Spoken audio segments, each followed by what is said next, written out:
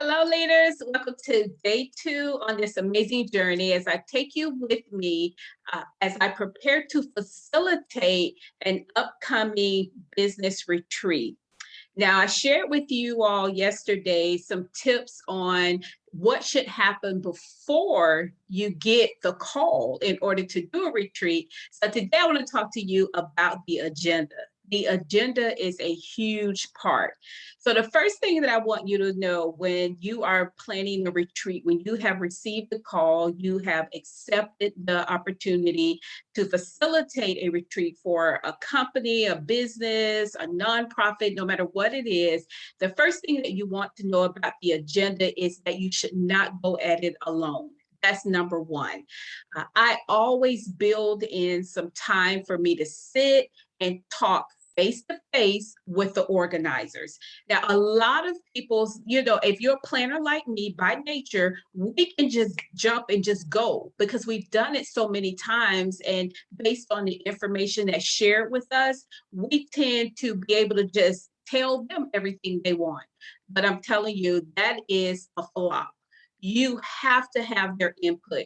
You have to know the mannerisms, the different types of personalities, everything that will be going on, everything that has happened prior to and up to the retreat.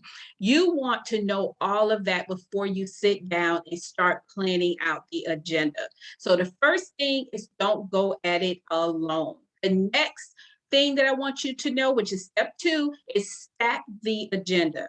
I always stack the agenda with a whole bunch of stuff, different activities, different things for them to learn, different things for them to see, different things for them to share. I always stack the agenda, and I always divide my agendas up in 4 categories. The first category is always team dynamics. I always start out with doing a team exercise, a team activity, just something to just kind of get them going, get them to laughing at themselves, get them moving around. Then I always build in a professional development piece. And that professional development piece brings it home directly to them, for them to be able to understand that they also, although you're part of a team, you have to do some personal work. You have to do some things that's just specific to you. So I always build in a professional development component. And you know my baby is leadership development. So I always bring in the leadership. I always have activities where the leaders can come in and we can kind of spotlight them and what their input and some things about them. So I always build in that. And then the final one is for us to do the organizational development. I always make sure that there's a piece around the mission, the priority areas, whatever it is, I always build in activities around that. So again, always, I say it's always better to have more activities, more things planned out, something in the back of your mind that when things are not going as planned, you can always pull from another activity, which takes a pull from or bring in another activity. So that brings us to step 3, which is let it flow. You want to make sure that you have an agenda that can be fluid, that can flow. Because when you have an agenda that can flow, it basically helps you to understand that if you already planned for this activity to happen and you saw that they were not receptive to it, if you saw that it didn't produce the results that you wanted, you want to be able to change up the next step, change up the next activity. So again, always make sure that you have an agenda that can flow. So let it flow. And then you should always add a special touch, an unexpected element. I always build that into my pricing. I have partnerships with local massage organizations, photographers, people who do designs and paintings and so forth. I have relationships with these different people, and I build that in to this piece so that into the retreat, so that they don't really expect this. But coming down to it, I was like, what do you think about this? Or adding that. It has always worked.